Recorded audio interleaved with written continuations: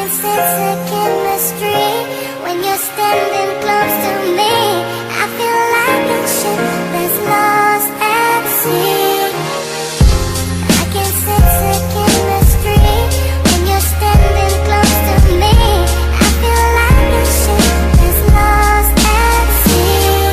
И как да намеря думи, с които да го опиша? Далече си от мене, в мене нещо спира да диша. Търсете къде си, защо те няма?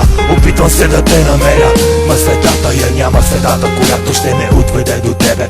Не знам дали ще те намеря, но няма да е за дълго време, защото след това отново ще си тръгнеш. Желанието ми е едно, да ме прегърнеш, но ти си като мираж, убит мъгла, като цвете на лунна светлина. През нощта бродят търсете, но не те намирам.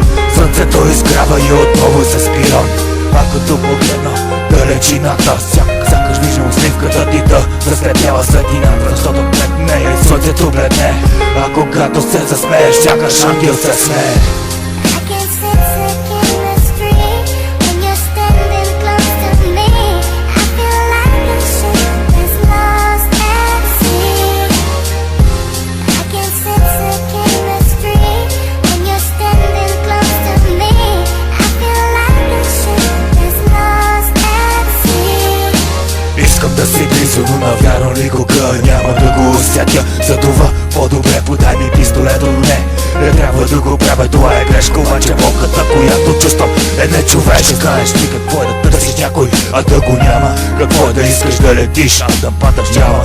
Да прегърнеш някой, да усетиш неговото присъствие, а вместо това само отсъствие. И това всеки ден да се повтаря, на ум да си казваш, трябва да забравя, но не става, защото болката е прекалено голяма, а мислите ти нанасят рана след рана. Болката не стане твой най-добър приятел, а така нареченото щастие шибан предател. Да не можеш да заспиш, да чувстваш жажда за щастие, която няма как да утолиш.